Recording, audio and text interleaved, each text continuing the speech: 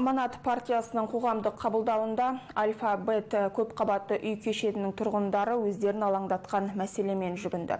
Құрылысшының жалпы дәліз алаңының төлемін сатып алу, сату шартынан алып тастаудан бас тартуы заңды ма деген сұрақ жаңа пәтер иелерін толғандырады. Олар бұл мәселені құрылыс компаниясымен де өзара шешпек болған, алайда құрылысшы тұрғындардың талабымен келіспейді. Тараптарды біздің түсірілім тобы тыңдады.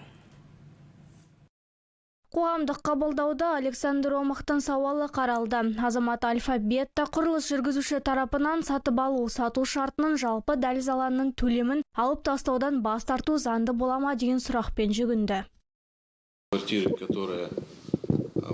Бұл мәселені үй тұрғындары құрылыс жүргізушімен бірнеше рет талқылады, бірақ ортақ шешімге келе алмадық. Бастамашыл топтың сұрақтарына ұнамайды ма, шартты бұзыңыз деген жалғыз жауап болды. Бұл мәселені үй тұрғындары құрылыс компаниясымен бірнеше рет талқылаған, бірақ олар ортақ шешімге келе алған жоқ. Бастамашыл топтың сұрақтарына ұнамаса шартты бұзыңыз деген бір ғана жауап қайтарылған. Стоимость удовлетворяла. Келісім шартқа келіспеушіліктер болса, оны бізге мақұлдамайтын еді. Сатып алу, сату келісім шартында баға барлық тұрғындарды қанағаттандырды. Келісім шартқа қол күшпен қойылған жоқ. Қоғамдық қабылдау жұмысына жергілікті атқарушы органдардың өкілдері де қатысты. Олар тараптарды мұқият тыңдады.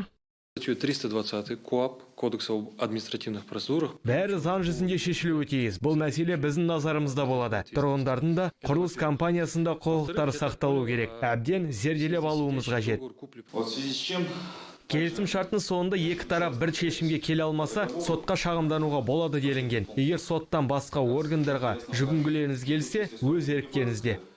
Дегенмен даулы мәселенің соңғы нүктесі қойылған жоқ. Шындық кімнің жағында, оны уақыт көрсетеді. Әйгерім Төлепова, Руслан Жабаев, Қостанай телеарнасы.